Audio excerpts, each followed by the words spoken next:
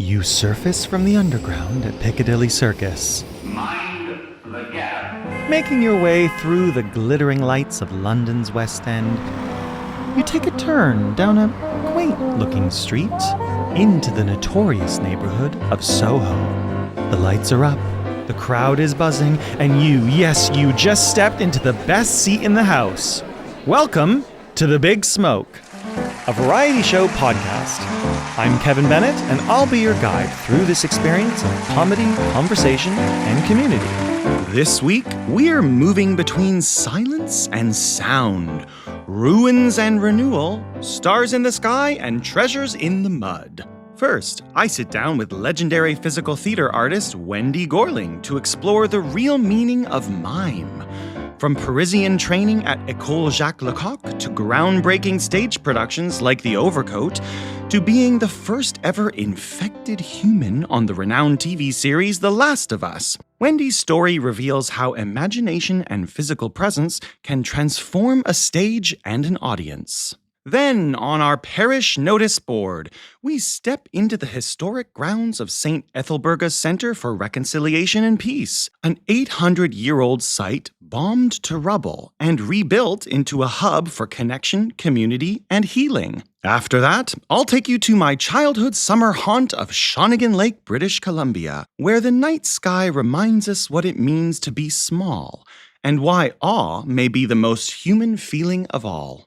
And finally, it's the return of Sean Clark the Mudlark, whose discovery of an Elizabeth I silver shilling offers not only a glimpse of the Queen's portrait, but also a window into a world before potatoes, tobacco, or even the Spanish Armada. But first, let's pop into the local for a quick pub quiz.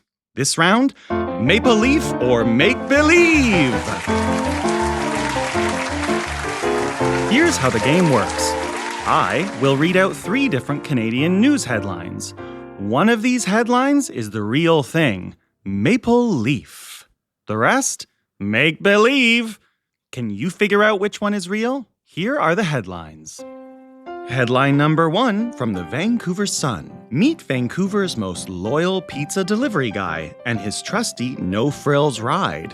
Cowley, 69, has been delivering pizza, steaks, and souvlaki dinners for Minerva's restaurant in Kerrisdale for 37 years. Headline number 2 from the Montreal Gazette. Quebec Pizzeria launches new pie drizzled with pure maple syrup. Sells out in first weekend. A cream-based double cheese syrup-smothered success, eh? And headline number 3 from CBC News. BC black bear caught on camera eating pizza left on front porch, ignores the slices with pineapple. Officials say it's the 3rd bear this month to reject the Canadian-invented fruit topping. Think you know which one's the real maple leaf?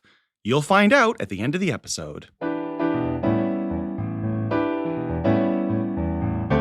Before we welcome our first guest, we'd love a little help from you. We've put together a quick survey so you can tell us what you enjoy about our show, what you'd like more of, and a little about yourself. Plus, if you fill out the survey, you can also enter into a raffle to win a copy of the fantastic new book, The Philosophy of Board Games. The author of this fascinating exploration of the psychology and history behind our favorite family pastime is the special guest on our next episode. So fill out our survey and win a copy of her new beautiful book. You can find the link for the survey and raffle in the show notes.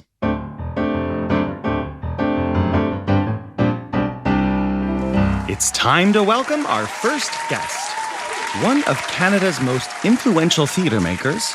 Please welcome Wendy Gorling. Wendy Gorling, thank you so much for joining us on The Big Smoke. Oh, only because I had to. Not because I want to. Was this part of the contract? I told you this could be an extraordinarily dull conversation. Well, it could be, and only time will tell. I guess that depends upon the person interviewing, right? How much are you going to pull out of me that's actually worth 2 seconds of listening? You know, the pressure's on. I could only imagine it when I first met you was 2007, 18 years ago, wow. When I was a young, budding theater artist going to drama school. Not immature, however. Not immature at all. Some would say attempting to be too mature, probably bordering on pretentious. But you know what? I'm glad you said that.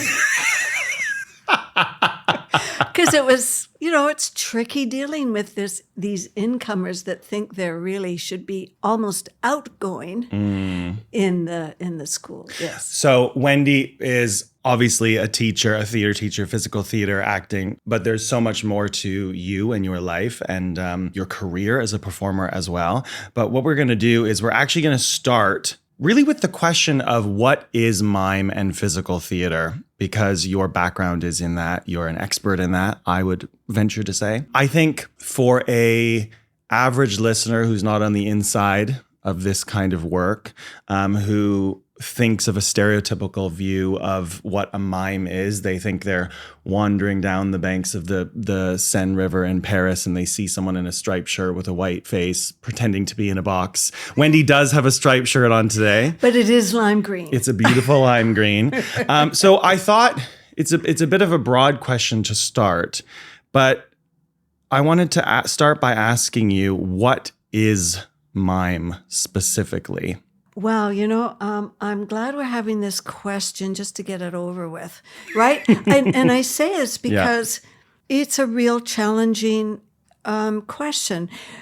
I went to École Lecoq, which still is in France, going to become and learned from the what I thought the master of mime, an illusion mime person, someone that can create imaginary doors, right? And very quickly realized that this was not the school of that. Okay. And in that way, what Monsieur Lecoq said is that he is not teaching us to become him, as opposed to Marcel would teach how to do illusions very specifically. And you're talking about Marcel Marceau. And Lecoq's view was, why would I do that? Because in the end, you would be kind of sort of like me, but I'm me, right? So what I want to say that mime then is a representation of the world. What is the world? How can you use your body to become anything? And why would I want to make it small and just become a person opening a pretend door? And do you think it's important, or maybe it's not important, to delineate the branches or forms? You talked about Lecoq versus Marcel Marceau and the way that they taught. Were there many other forms in Paris when you went to school, or branches, I guess? Right. There was one other one, and that was Etienne Ducroux. And he was Marceau's teacher. These schools did not mesh. There were a couple of people that tried to do both, and that didn't work at all. In fact, my teacher, who was the inspiration for me to go to Paris, she tried to go to Ducroux, and as soon as Madame Ducroux heard, having asked, well, what are you doing in the daytime? She closed her book of students and said, you can't go here. Because you see, Lecoq, the training that I had was looking at the world, and I'm talking about animals, I'm talking about the elements of earth, air, water, fire, I'm talking about energies that people give, to be curious about that, and then as this marvelous pot of inspiration, then create our own theater.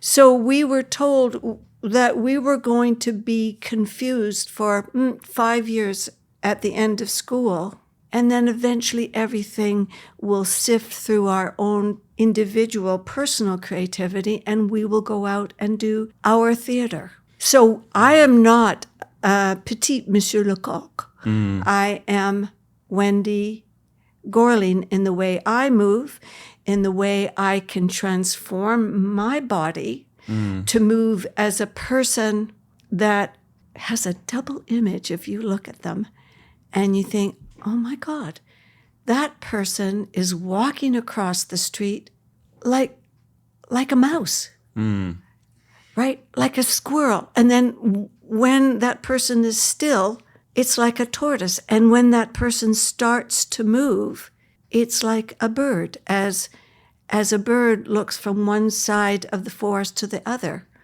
So what is that? So that becomes my inspiration. And I'm curious, passionate about character work. And I want to go back to something that you said about when we were looking at for this definition of mime as a representation of life. How do you, if you do think about this, I'm always interested in the roots of things, because when I was reading up about you and about Lecoq and remembering classes that I've taken with you, I'm very inspired by the idea of this being cross-cultural, a physical language. It's universal. Not text that is only accessible to one part of the population. There's a universality. Where does that come from in terms of it became synonymous in many ways with Paris and France in this time? And even now people think of a mime and they think of that European French world, but it obviously didn't start there. What are the roots of in your mind? Did you learn that when you were in Paris in terms of where it came from and kind of how it got there? Not really, my dear. Right? You know, it was interesting. We were told, don't leave class and go to the library and look up things. Yeah. Right? Because that's not how we learned. He said, I don't care what your references are. I want you to get up and do. So you're not thinking to yourself, this is this Italian-based, no, this. It is what you are doing. Right. It and is what so, you are yes, feeling. in the second year, we did Commedia dell'arte, which is Italian. It starts in Italy, and then it goes to France, and then it goes even to England. Really wanted to look that all up. Yeah. Well, But no, we couldn't. And what was, I think, he might, look, this has been over 50 years since I was a... one would never know, listener, looking at Wendy. One would never, could have been 2 years ago. There we go. What we would do at the end of any training that we had was now how can you use this for now? So how can you use that training with going with set characters that had, we think, a certain way of movement. We don't know for sure. We do have pictures, but we don't have videos of Arlecchino, yes? Which is a commedia. A commedia character. A pantalone. It makes a lot of sense because I think about cultures that pass things down orally, or when things turn into the written word, there is a locked in, almost frozen nature to that idea. And also one of the things that I thought of when you were saying that is before I went to, so you've taught at Studio 58 Drama School in Vancouver for 40? No, almost 50 years. Almost 50. Yeah, okay. I've taught for 52 years. And so before I had the pleasure of attending that school, I used to go and see productions, and then I would go and see productions in other drama schools and theaters around. And I noticed before I had any idea who you were or what the teaching practices were, the connection to the body of the actors at that school. And you really can see, even if you're an untrained eye, when someone is fully embodied in what they're doing on stage versus when they're stuck, quote, in their heads. Yeah, you know one way you can tell? What are the fingers doing? You get people that are very big, and then once they get to the hands and the fingers, they're limp. Yeah. So what I say, the energy has to go out right through the fingers. By energy, it's also concentration. And again, okay, can we go back to an animal? Yeah, let's go back to that squirrel. And if I said, okay, I want you to bring tomorrow something to eat, and all you had to do is do that. And then I'd say, okay, Kevin, could you please eat this like a rabbit? So if your hands are limp, that ain't a rabbit, right? Yeah. So I look to the edges. Yeah. But okay, so we're going to get into the training and then what happened after your Am I experience in branching out Lecoq. too much? No. I love it. What I wanted to ask you was, first of all, you said there was an expectation when you went to Paris of perhaps it being specific illusions that you were going to learn. How do I pick up a glass? How do I open a door? Yeah. And I got to tell you, we had one class, an hour class on Monday and an hour class on Friday.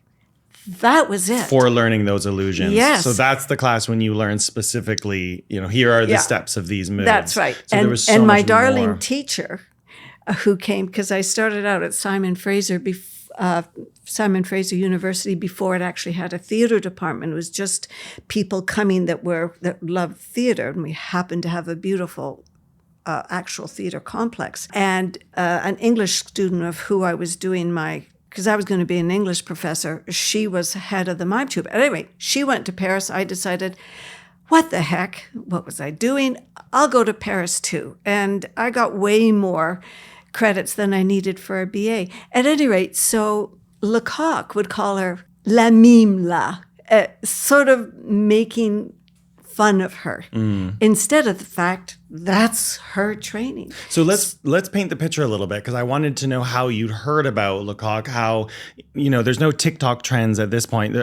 Take us back. Where are we? 1970? Yeah, that was kind of 1969. And I had, as I said, I was starting to be a little bit rebellious, because that's who I am, in the theater department. I was going to be an English professor and joined the Simon Fraser Mime troupe, and she would teach us. And what was great about Simon Fraser is they kept on bringing people from Canada, so the Canadian Mime Theater, from the States, from all over the place, and they would give us workshops. And so there was a mime troupe, and there was one happening.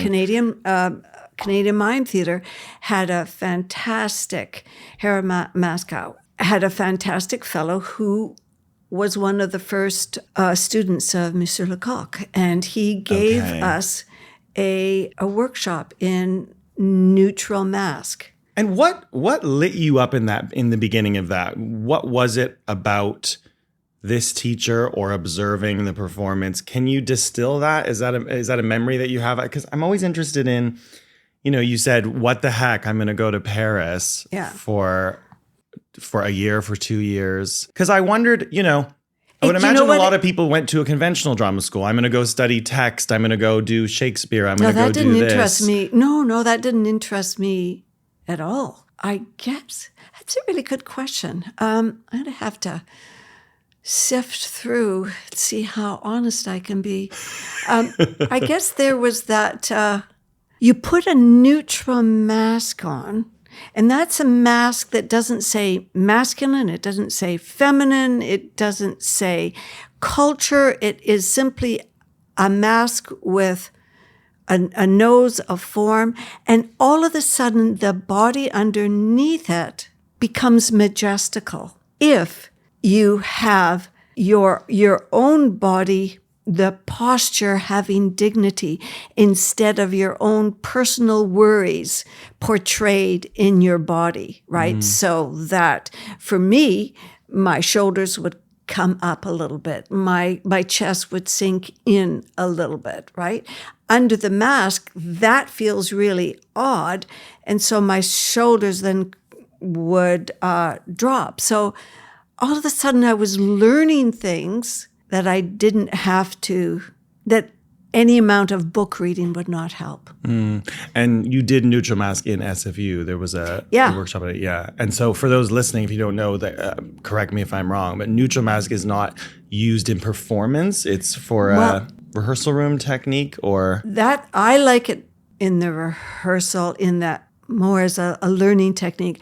I've seen it done beautifully on stage, showing the grandeur of the human body, doing simple things economically with focus and the right amount of tension, depending upon what it is you're doing. And for people to imagine what that is it a full face mask? Yes, it's a Covers full your face. full face. You know what? You see them sometimes around Halloween.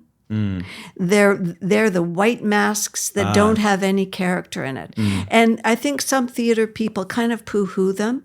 But you know what? They're not all that bad. And I was fortunate enough to actually get I have 4 neutrals that I got from the creator of the neutral mask. Yeah.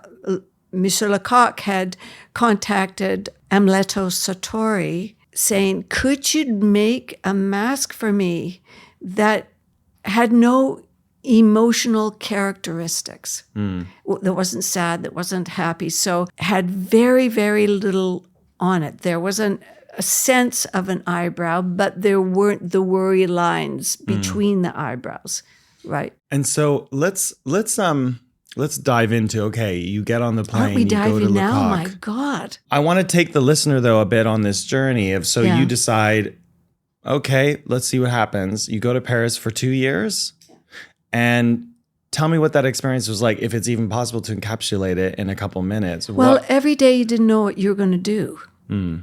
The whole 2 years, we only had to memorize 2 things, right? And the rest was creating, get up and do. And we had in the first semester, there were 30 people in the morning, 30 people in the afternoon, 30 people at night. At Christmas, 30 people had to go. At the end of the first year, 30 people had to go. So it was all about not kind of, sort of rehearsing, let me do that again. No, you had your 5 minutes and that was it. Yeah.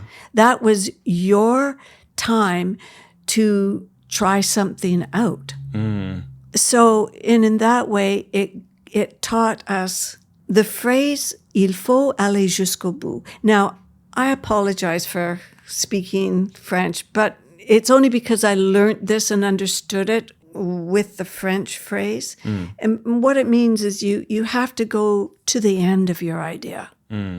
Because if you didn't, then Monsieur Lecoq or one of his other teachers, they would talk about you to the class about why it didn't work. Yeah.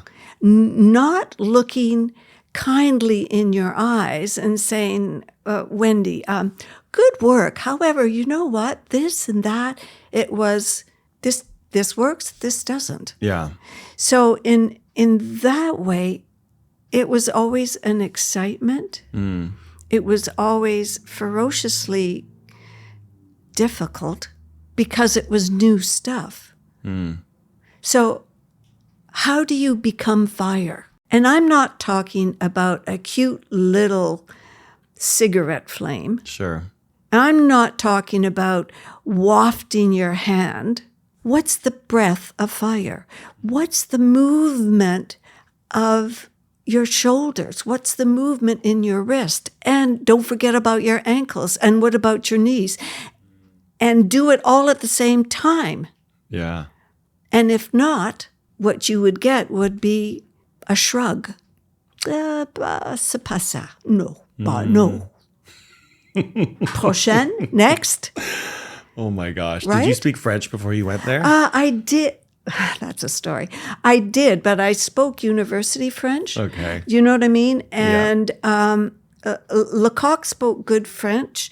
One of his, Philippe Gaulier, was a poet, and so everything, not everything, but a lot of it was metaphor when he would talk to us. So at some point, someone was nervous, and he said in the English translation, sugaring the cherries. Right? So, in other words, your hand was going like that. Oh, I see. Shaking. Well, yeah, the very first thing we had to do it was called Le Professeur. And that is, can you get up? No, not can you. Get up. There's a table, there's a chair. Speak about something you know, right? But don't speak about something if you've already taught it. Speak about something that is interesting to you. Get so interested. That's easy. That's hard enough. And you can speak in English because they're not listening to you. They're watching you. start to get more excited. And you know what happens when you get excited, Kevin? You start to, illustrate. Yeah. Okay, want you to get so excited that you have to stand on a chair. That Okay. chair that's right beside you. Yeah. Get so excited that you have to get up on the table. Yeah. And that at what you think is the height of that piece of drama, although that was never talked about, but the height of that energy, pretend that someone in the crowd who you're teaching has a little spitball and spits something right in your eye. So you leave, okay? So the point of being is that the teacher was not Lecoq, but Philippe Gaulier, who's still teaching at 80-something. I was gonna teach sewing because I was a sewer. He said in French, and someone had to translate, "Stop, it looks like you're having a nervous breakdown. Start again." I'm so glad he said that, because I then knew I always had to start from me, not from what they would call a petit personnage, which is the personality that you tend to use, right? So what was interesting then when we got to clown work, Lecoq, who had been saying, "Why are your shoulders up? Haven't the movement teachers told you to put them down?" And of course, when I came out to teach sewing, my shoulders were up, my hands were ringing. Well, Lecoq would say, "Get your shoulders higher." So that what I realized, that was my defense system. So then I had two things. I could either, number one, be aware of my defense system when I then became a teacher.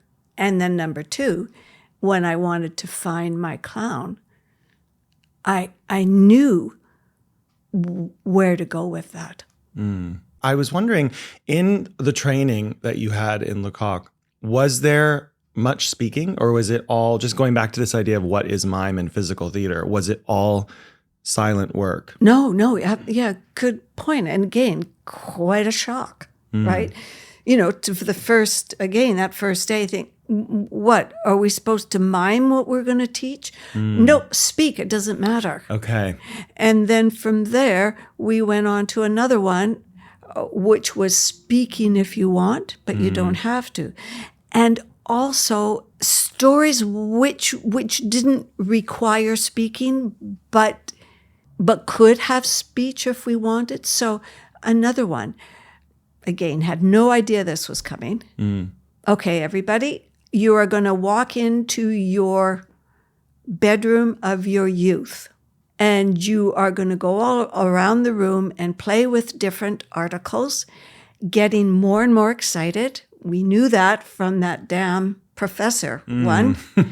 Until when is the right moment, the dramatic moment where you get so excited about playing with your doll or your airplane that you see yourself in the mirror, and there you are, a 20-something person playing with dolls, and then you leave. And of course, what he's looking at is, what's the heart? What is registering? So it's not grimacing. It's not saying, "Oh my God, don't I look stupid?" It's the profound understanding. So he took us always through to profundity and to making sure that we shared our soul, and our soul has nothing to do with our culture. For the listener that's listening, I'm sort of having flashbacks as I'm hearing this of... Did I make you do that? The flashbacks? No. Did I make you do that scenario? Don't think I did. No, but similar types of work Awful that we little did. things. Yeah, and well, the thing is exactly what you just said came to mind, that I think if anyone's going, hang on, what is this exactly that we're talking about, when they had the visual of what a mime might be to them. And you're talking about representation of life, because it's so easy to think of the outside result of something. Here's opening the door. Ooh, that's realistic. And they've got really good agility, like a dancer or whatever, in their body. But when you talked about the heart and the soul And the story that you just told of that particular exercise, which was to get up and be in your childhood bedroom, get so more and more excited, and then to suddenly see yourself in the mirror and there's a transformation there. I remember in the training the power of, and it's not something that's easy to learn. It takes a long time because we think a lot about the outside and what it looks like and what does Wendy want? What does my teacher want? What's going to get good grades or what's going to make me, please the people that I want to please? Here I am in drama school. I want to please people. But it's the inner life, the truth, the soul, the me allowing myself to be there. And then what happens on the outside happens, but I'm not thinking about that in a way, which is it might seem like a contradiction in a way to some people who are listening, who are thinking of very specific physical work, how it really comes from the inside. It's really beautiful. Right. It comes from that's the energy comes from the inside, from who you are through your body. That's why you have to be aware of the economy of movement, the specificity of the movement. So that starts at the beginning. And then you simply get used to, as soon as you're in rehearsal of some sort and you walk through to the imagination of the new reality, that you can do what you want to do, not kind of, sort of. And mistakes are fine and exciting, right? So that's what I say all the time. Make mistakes, because what you're doing with each mistake potentially is pushing away, I think this is what the right thing to do is. So if you're thinking what the right thing to do is at the same time doing what you want, it's going to be quotidian. It's going to be kind of sort of boring. And I'm not interested in any of my people that I work with being kind of sort of. Is this the time we can talk about that word? If you want to. Kind of, sort of, just. The one that I remember from school is not just. Yeah. If we ever said just, is to remove the filler words, remove what's the word for it? Well, they're not specific, and they're also taking away from you owning what it is that you're saying. Right, and they keep you in privacy. An artist is not, when you access your art, you're not accessing it through privacy. Yeah. Right? So I don't allow just, kind of, sort of, like, cool, awesome. Hate that word, awesome. I love the word awesome when someone actually does something or you see something that's awesome. But when they say that something is, gee, that picture's awesome. And I can tell by the way that they're saying it. They don't think it's awesome. They think it's kind of sort of nice. Well, yeah, they're not filled with awe in the true sense of the word. And so what I say, okay, you're just saying that what that person did was awesome. Find a different word. Can you find another word to tell them? Okay, wow, what you just did was inspiring. And then I'll ask the person, what do you like better, awesome or inspiring? Or nice or inspiring? And you as an artist, me as an artist, it's our responsibility to be specific about the words. I wanted to ask you something that came up when we were talking about the inner life being, and the soul and the heart being the thing that helps you then create the specificity in the outer life. Because I think when I do this work or I did this work, there was an insecurity of maybe coordination that I had, or not feeling, maybe jealous of someone who had dance experience. So my question is, if there's an answer to this, what is the difference between someone who does physical theater and someone who's a dancer? Oh, I hate that question. Why do you hate it? Because I don't want to misrepresent dance. And I think that dance these days is getting more and more curious about physical theater. I could talk about physical theater. I can't talk about dance. I wasn't particularly good. Well, at school we had to do acrobatics. I hated acrobatics. standing on your hand, all that kind of thing. But I could do applied acrobatics. And so in a way, physical theater is applied dance. You take all that marvelous training, if the training is what's the flexibility of this joint? What's the extension of that part of the body? And then we put story to it. We use all that marvelous knowledge to then create an animal, or to be able to use a puppet and understand the dance of that puppet. So I know I haven't really answered that that's for okay. you.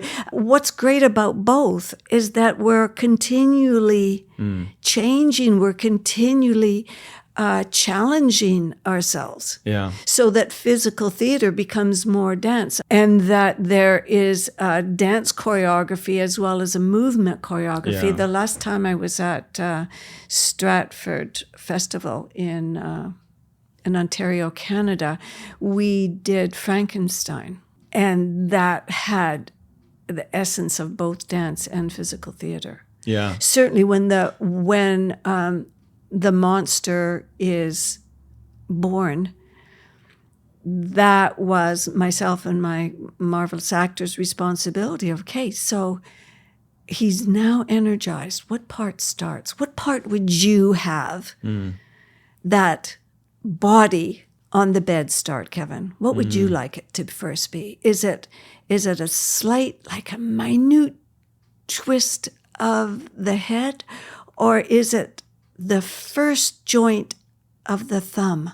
And if you know exactly, you being the monster, because the movement choreographer has played with this with you, then the audience will see it. I mean, we love as humans to create categories and delineations, and I think sometimes it's useful and sometimes it isn't. You know, we talked, and you were talking also about the different schools, even within physical theater and mime. And I don't know the answer to that, but I did think it's an interesting thing to throw out there. The reason I'm still doing this is there are 20-year-old creative artists.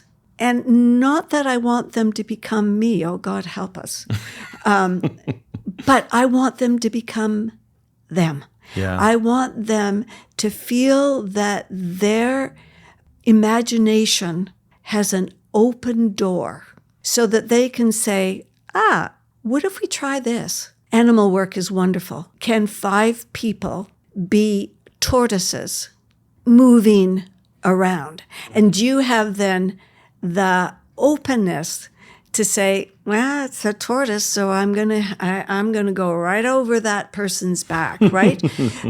So that's what I'm saying, the freedom to do anything. Or you say, okay, these are tortoise, okay, let's have the image of a tortoise, and let's have a double image that you have just been in a horrible train wreck. I can't believe I'm saying this, I apologize. Horrible train wreck, and it's finished, and now slowly you, with all your physical problems, are having to get out of that car, that train car. And so, yes, you do go over somebody's body, or yes, or you're having your poor hands is trying desperately to push away some metal. So we have double images. I've seen, because I've asked this to students, your group are dogs, puppy dogs. You've got a double image. First, I want you to do dogs, puppies in a pen. Then I want you to do dogs in a dramatic situation, but you're humans. So let's take again the people watching desperately for the passengers coming down in the airport, and I want you to have the same energy as puppies do. And all of a sudden, you've got drama. Yeah. There's something, it's really interesting because I think if you don't experience it, or engage in the conversations of where this comes from. I don't mean where this comes from in terms of opening a book, but in terms of why you're doing that. Yeah. It can almost sound absurd. And it's funny that I remember you mentioning, it's funny that you mentioned right now tortoises, because one of our exercises when I was in drama school was you had to observe an animal, and it happened to be over the Christmas holidays. And I, with my family, went to Hawaii, and we did this snorkeling expedition, and we were in and amongst, 50 beautiful, I think they were tortoises, but really big ones swimming in the ocean. And I decided that was going to be my animal. There we go, see? And the whole trip I was doing it. We were waiting in lines for restaurants. But I love it. But I just remember my family were waiting in line for a restaurant, and they're, okay, this kid's going to drama school and he's now floating like a tortoise. This is going to be great for later on. But I love what you described, because so much of, what I've experienced from being your student and what you're talking about right now, I think, is that you also focus a lot on facilitating actors and artists when you're teaching them to find their voice, so to speak. That's right. And that's the toolkit. Yeah, facilitate. You do what you want. Yeah. If the animals work for you, great. Yeah. If you think, okay, I'm going to make this person that I'm pretending to lecture with many people, I'm going to be someone that has the fire in me, right? And I'll be talking quite different as opposed to someone that has air. Yeah. And they're going to talk something quite different. Or if they talk like Earth. Or if they talk, you know the type of person that talks a little bit like what is it? Water. Yeah. Or the person that talks like popcorn. Yeah. And then slowly they stop because the popcorn's finished. And the beauty of this work, I feel, is the whole universe is your playground. Absolutely. And it can be anything. That's right. And guess what?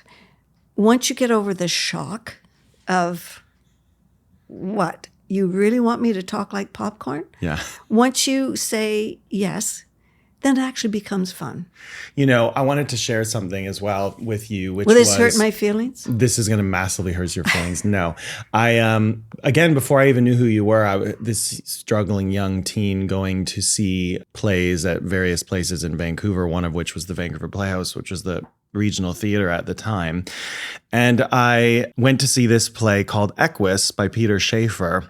And I believe I read it before I saw it, because at the time I created this training program for myself. Keep in mind, I'm 15 or 16 years old, where I would read a play on a Monday, then I'd go see it on a Friday. So I'd spend the week kind of analyzing and thinking, how would I stage it? Yeah. And I found that play really powerful. I mean, for those of you who don't know, there's a psychiatrist who's treating a young boy who's blinded these 6 horses. But a lot of the play is the psychiatrist struggling with, is he taking something away from this young man that, even though obviously we don't want him to harm animals again, but is he taking away part of the essence of who this person is? And it's a real moral question. And I remember as a kid who was discovering my sexuality, and I wasn't out yet, but there was a lot of things going on in my mind. This moral of, do I try to change myself? Do I embrace this thing that feels wrong in some ways?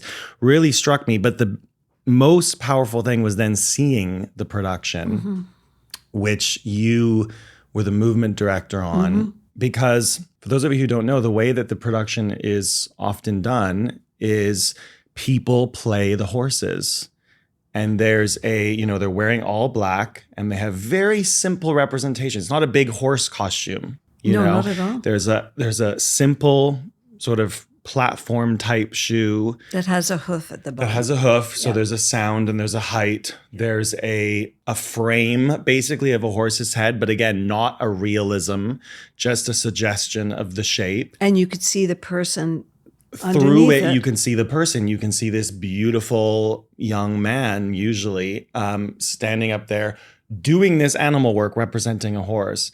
And there's something so profound I found in the realism of it. I mean, I completely could see the horses when I watched this on stage. And yet I could also completely see this beautiful young man, that this person was having this kind of religion mixed with sexual struggle and experience with. And so therefore, it was able to be my story, even though it was not my story at all. And what I mean by that is I didn't have any specific connection to horses or anything that resembled that outer story of Equus. But the inner themes, obviously very much I connected to. And because of that beautiful mixture of the specificity of the animal work and the representation of being able to see the human under it, my imagination was able to engage in a much more active way. And I think anyone who's listening, if you've seen The Lion King, the stage production, obviously there's a different technique and it's a different story, but there's a similar thing with specificity in physical work, but then also seeing the mechanics underneath. That's right. And by the way, she's a Lecoq grad. Julie Tamer, who directed that production and designed all that. So to get you there, my responsibility was to make those horses be as realistic as possible so that even if you saw the men underneath it, they weren't interesting. You got pulled by the, oh my God, that's what a horse does. Oh my God, that's what a horse does. So we went and studied the horses, not just the big, oh my God, this is when they rise up. Yeah, sure. It's more the minute. And again, like I say, right to the fingertips. Yes. What are the small movements? So horses aren't just still forever. They'll take a couple of steps, very small steps backward, right? Or their flank will shimmy with a movement because a fly is on them. So those are the things that I looked for and challenged my horses and made sure my horses were horses. Yeah, because I then saw it years later in the West End in London, and it was a beautiful production. But I will say there was a choice for the horses to have a more stylized aesthetic, I suppose. I don't know what the right word is in terms of their movement, non-realism. Yeah, and I don't know if I was drawn back to my original experience, but it did not bring me in that same way. Right. So it's interesting that you described that. Yeah, of course, we didn't know whether it was going to work or not. I mean, it had been done like that, but I hadn't seen the original production. All I knew is that she wanted, my director, Glynis Lation, wanted a horse. Yeah. So a horse they got. I'll never forget that. It's one of the ones that just changed my life watching that show. We're surprisingly running out of time, so I'm going to ask you a couple more questions, but there's so much we could do 2 more episodes with you about all the various things you're doing in your career. I wanted to ask you a question about someone who's listening who maybe isn't thinking about becoming a performer or isn't involved in theater or even doesn't consider them an artist. I feel like so much of your work that I've had the pleasure of seeing as well as taking part in as a student, it felt like there were applications in real life. What I mean by, real life is if I were to decide to leave the industry, what do you think might be an application someone can take from this work, whether it's simply listening to this conversation or maybe they take a class, I don't know, or maybe they engage with it as an audience member. Is there a lesson or a guiding principle? Yeah, listen to your inner self and decide, is that inner self being a door that's closed or a door that's open? And in other words, if you think, gee, it might be fun if so I say do it. Do it. You make a mistake, you laugh, someone will help you, and you'll do it again, it'll get stronger. So there's a phrase that I used. Did I use it so long ago? Do it for the thrill of it. You know, I just finished shrugging my shoulders. I hate it when people do that. Because I was. Don't worry, you've just told the listener, but if we cut that bit out, they'll never know. Yeah, as I say, I'm 36, and when I was, I think 30. Sorry, did I say 36? Is that? I was going to go along with it. I was saying yes. That is a 76. When I was, I think, 73, a dear friend of ours, Dean Paul Gibson, said, my agent needs someone to do an audition for a part that they're having trouble getting someone because they're not going as big as they wanted. And would I do it? And I thought, yeah, okay, I'll do it. I'll get a friend to tape me, and for the thrill of it, I'll do it. So this is auditioning for a film or TV role. A TV And role. you hadn't at this point done No, film or nothing. TV. Yeah, all work not on the really. stage. Just something with a piece called The Overcoat, which, by the way, we did at the Barbican. But at any rate, I had only read one of the pages, didn't realize there was another scene, and always remember my friend Ash, before he turned to get started, said, "Are you sure you want to do this?" I thought, come on, Ash, I got to accept a challenge. Well, it turned out the title was Glub, Glub, Glub, Glub, and it was me putting cordyceps spores into someone's thigh. And it was the beginning of The Last of Us. Oh, wow. Right? And so I had to do it because I'd said, I didn't want to back out on my own creativity, didn't know how to audition for film, certainly didn't know how to be an infected / zombie-esque person, but we did it, and I got it. What would have happened? And I say to your people, what would happen if you didn't do something that you actually had to take a risk and about? It is such, it's such And a I'm so beautiful glad thing. I did. And stop thinking of it as risks. Yeah. And it's a phrase rather than a word. All you have to think of is, I wonder what will happen. Right? It's so beautiful because you've had this long career. You've taught for many, many years acting, physical theater. You've been a movement director. You've been also, we barely touched on any of this. There's so much to go in, but you've been an actor for the stage. And this was just recently that you're talking about, only a few years ago, your first TV film audition. And for those of you who are listening and interested, I believe it's the first episode of The Last of Us. The first zombie. Yeah. So the beginning of, if you're a fan of that I was series. Pedro Pascal's neighbor. Oh, well.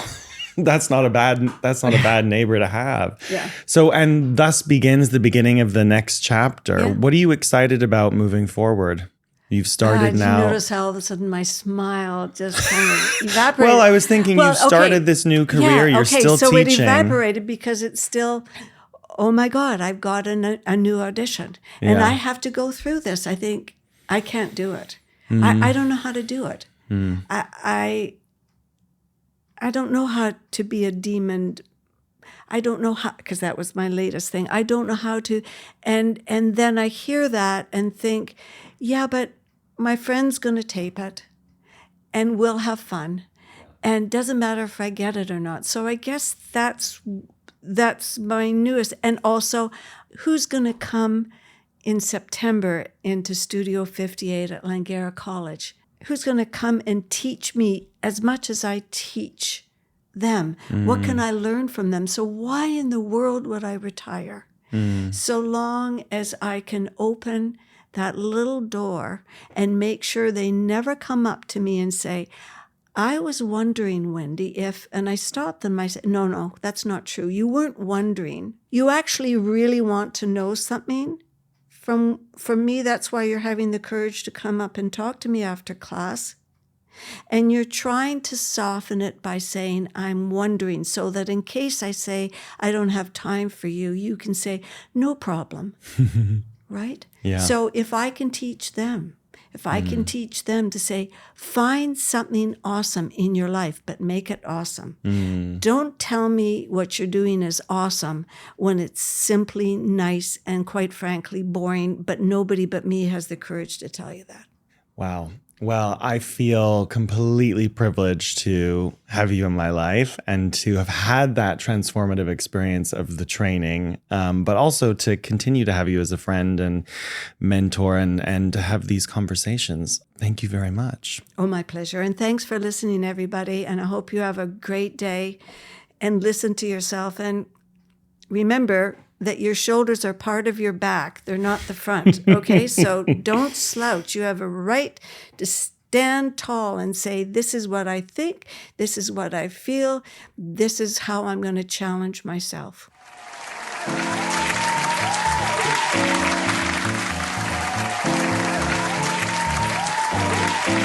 When the bells ring out across the big smoke, it's time to wander into our local village hall to discover what's pinned on the Parish Notice Board this week. Today, we're stepping inside one of London's most soulful secrets, a physical symbol of legacy, regeneration, and reconciliation. Just around the corner from the bustling Liverpool Street station stands an 800-year-old church site. Standing for centuries on this consecrated ground, it is now surrounded on all sides by development works and skyscrapers, the economic engine that is the big smoke of London. However, this story is not just about an old church's position in our modern metropolis. Instead, this site represents something far more profound: history, hatred, and healing. The site itself, and the church that stood there, was named after Saint Ethelburga. Before her death in 675 CE, Saint Ethelburga was the first leader of a monastic order for women in England, and was especially noted for her heroic conduct in caring for the sick during an outbreak of the bubonic plague, a disease that eventually killed her and most of the community. The church that stood on this site since around 1250 was one that survived numerous historical calamities. It withstood the 1666 Great Fire of London and dodged bombs during the Blitz. The Church of St. Ethelburga, a symbol of history, legacy, and resilience, stood the test of time. However, in 1993, the Irish Republican Army, or the IRA, planted a bomb directly outside of the church, not aiming to destroy the church itself, instead to damage the corporate heart of London. This bomb reduced this historic building to rubble, killing one person and injuring 44 others. After its destruction, there was considerable disagreement about what should happen to the ruins. In the end, Bishop Richard Chartres, then Bishop of London, made it his mission to reconstruct the site and establish it as something different.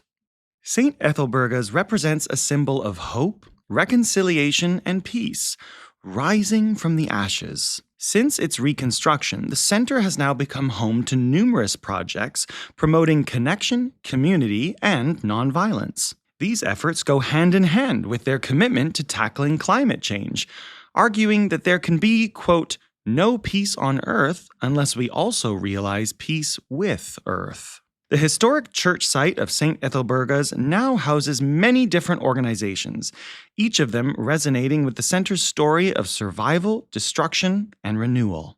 The story of renewal, the story of something that can be rebuilt after something that is devastating, speaks to us here as the qualities. It's a really important story that speaks of the possibility of transformation, of hope. That is Joe Winslow, Program Manager of People of the Earth, a refugee initiative operating out of the site now known as St. Ethelburga's Center for Reconciliation and Peace. But this is a project that is dedicated to migrants and those seeking sanctuary and safety. And so the center and the work sits at this intersection between a space that's crafted and intentional, but it sits within a public space. And it gives us opportunities to allow stories to be shared and allow different stories in different ways and in different mediums. The impact of this shared public space is profound, as St. Ethelburga's Center puts community at the heart of its projects, even in fraught times. In response to 9/11, a Bedouin tent was built at the center.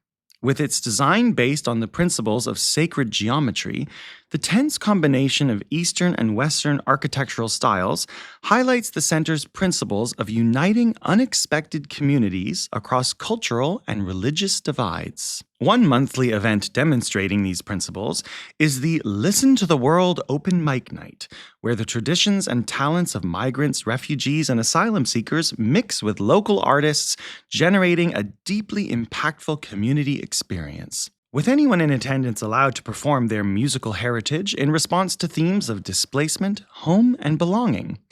Each of these events is a wonderfully unique experience. Music can play a huge role in healing and building belonging. Indeed, the power of St. Ethelburga's Center in fostering connection across diverse communities cannot be overstated. It can be a normalizing space, and what I mean by that is it's an opportunity for people to come out, especially if they are staying in hotels, to come out and have an evening where they can just be an ordinary person coming out and enjoying an evening out with other people. And that doesn't necessarily, they don't have to carry a specific identity. The site is a landmark, not just in the geographic sense. It is a story of legacy, history, hate, destruction, and renewal. The groups, organizations, and initiatives that operate out of its storied walls today use this heritage to create a space bound in connection and community where all are welcome. Today, the church site of St. Ethelburga's acts as an umbrella for so many incredible organizations, from refugee initiatives like Friends of the Earth to biodiversity organizations and cross-faith workshops. This faith-based historic institution has evolved into a powerful space for community, connection, and making a difference across cultures. If you want to learn more, get involved, or go to an event, check out the link in the show notes.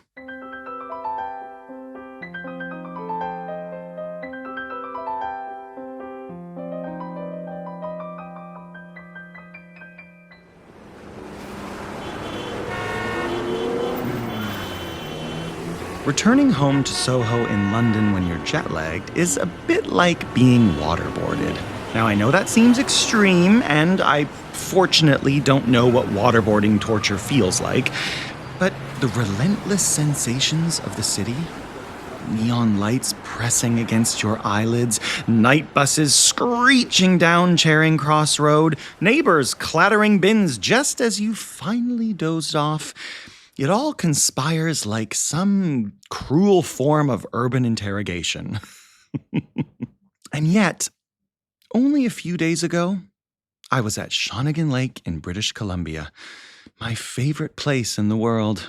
The days there begin with a stillness so complete it feels almost staged.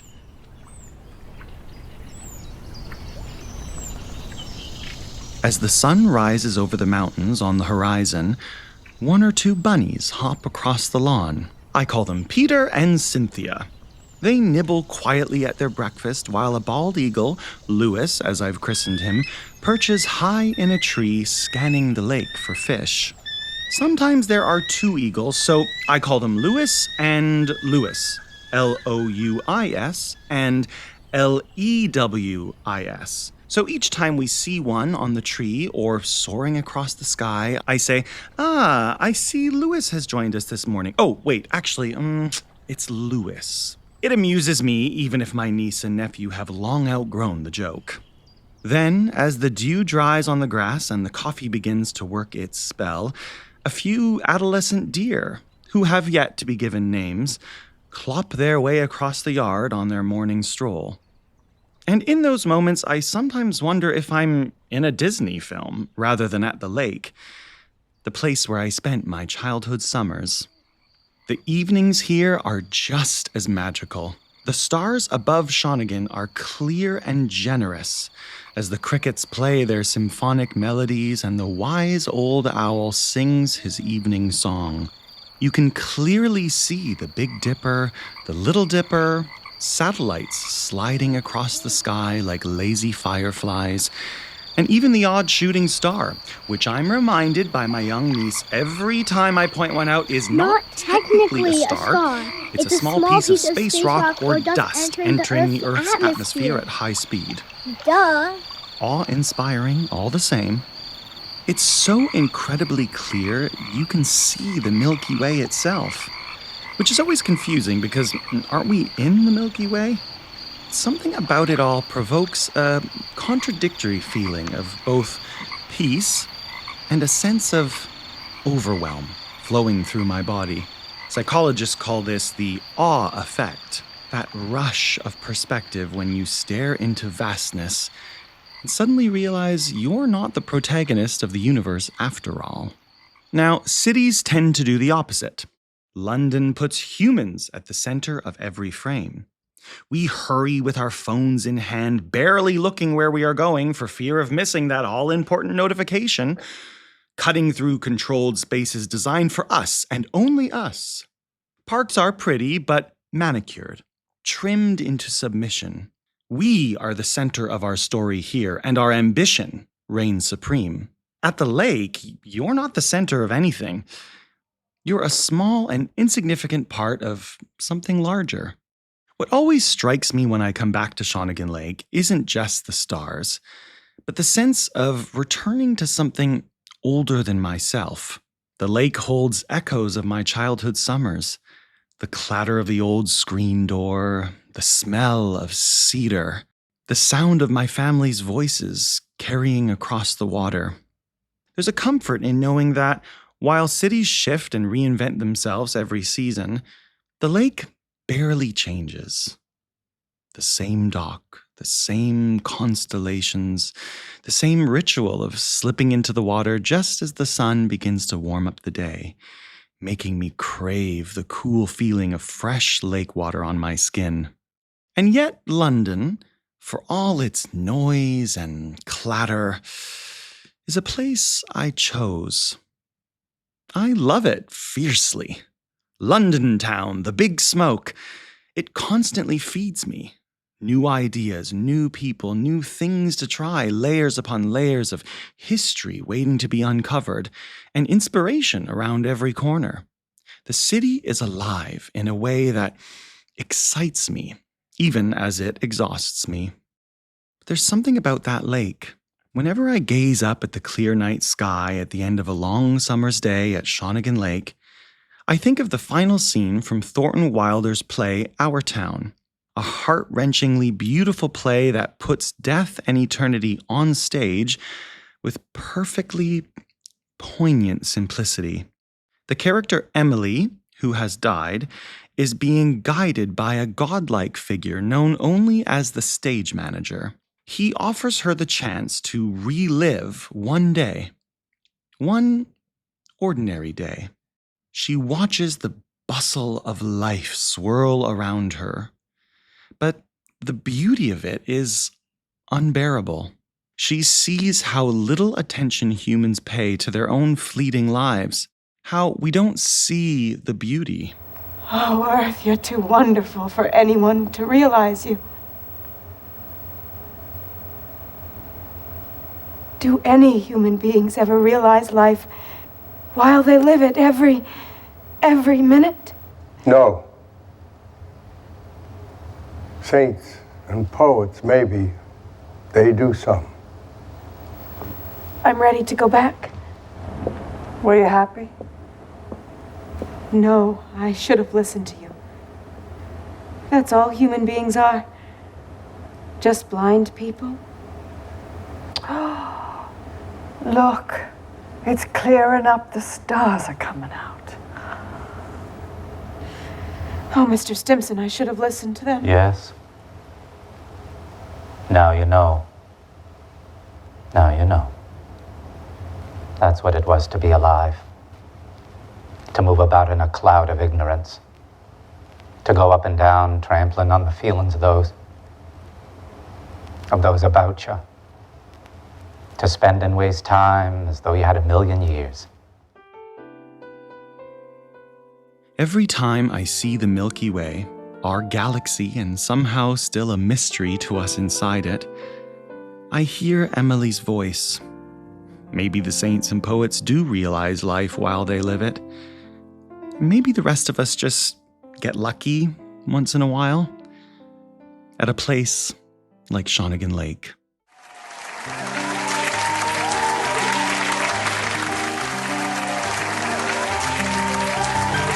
In the heart of Londinium, Lugdenham, London town, let's just call it the Big Smoke, is our River Thames. It is the living, breathing artery of our city, rising and falling every day with the tide. Because it is uniquely a tidal river, there are a group of licensed historians called Mudlarks who bring themselves to the foreshore every day and with only the naked eye help uncover the history of London in an effort to learn about the everyday people who have inhabited our corner of the world.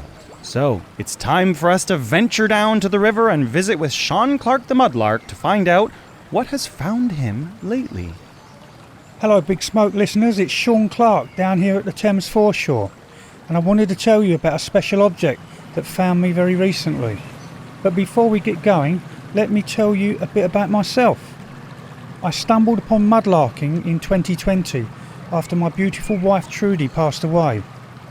The peacefulness of the foreshore and the magic of the River Thames giving up its secrets on every tide is quite spiritual to me. I like to say that the artefacts find me rather than the other way round.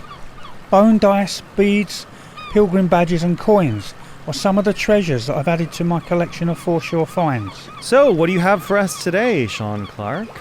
Today's find is an Elizabeth I silver shilling.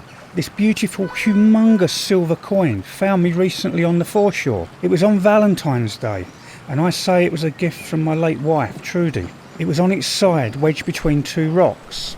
It's an Elizabeth I shilling, which is 12 pence. The value of the coin was the value of the metal, so it was 12 pence worth of silver.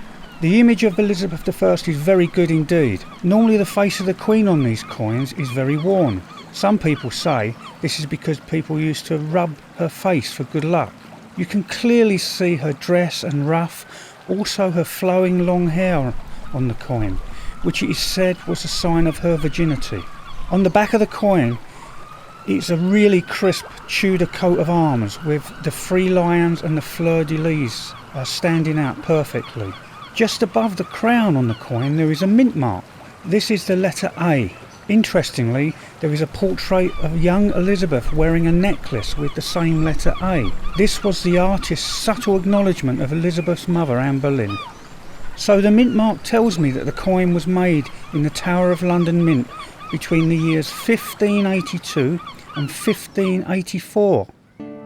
Let's put this into context. When this coin was made, no one in England was smoking because tobacco had not been brought back from the New World. More importantly, no one in England was eating chips or mash. Again, the potato would not arrive in England until 1586.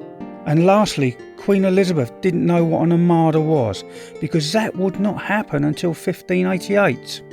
So what sort of value was a shilling in 1582? Well, it was probably 1 day's wages for a skilled tradesman. So say about £200 to £300 in today's rates. So I think the person who lost this coin all those years ago would have been really upset. Another window into history from Sean Clark the Mudlark. You can see an image of today's find if you follow us on Instagram at The Big Smoke Variety or sign up to our newsletter at thebigsmokevariety.com. Are you enjoying the show and want to help us keep it going? Join our Patreon and get your backstage pass for as little as £5 per month. Become a vital part of making the magic happen. Plus, you'll get a peek behind the curtain and perks like our monthly newsletter, special episode shoutouts, a community chat, and first dibs on live show tickets. Support us today at patreon.com/thebigsmokevarietyshow. For less than a Soho coffee, you're helping make this whole thing possible.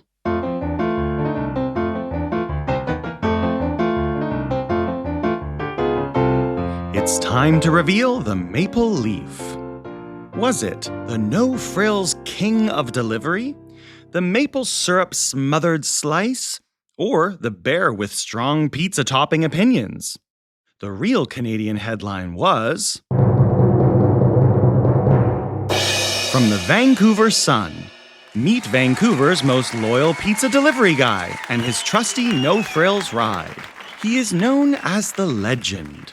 Like every superhero, Vancouver pizza delivery guy Charlie Cowley has a vehicle with superpowers. A two-door 1982 Chevy Chevette. It doesn't have performance, advanced technology, or bat wings, but it does have durability, character, and a certain no-frills cachet. Cowley, who is 69, has been delivering pizza, steaks, and souvlaki dinners for Minerva's restaurant in Kerrisdale for 37 years. He's got his route and his regulars, whose eyes light up when they see him, and it feels good. Quote, I delivered to them, and then I delivered to their kids. They are my friends. Recently, he says, I was hoping to slow down a little bit, but with the economy, it's tougher these days, said Cowley. The car is feeling its pains now, too. But Cowley has learned a thing or two over the years about keeping the faith, words only a legend can deliver to the rest of us about life. Just be a good person, and things will work out. To read the full article, check out the link in our show notes. Well, that's today's episode. We hope you enjoyed listening. Where else can you hear all about the world of Mime, an 800-year-old church, Canadian lakeside skies, and an old queen dug up in the mud, all in one episode? If you liked what you heard, share it with a friend or drop us a quick review. It keeps this parish buzzing and helps us welcome more curious souls. Until next time, friends, we'll see you soon in the Big Smoke.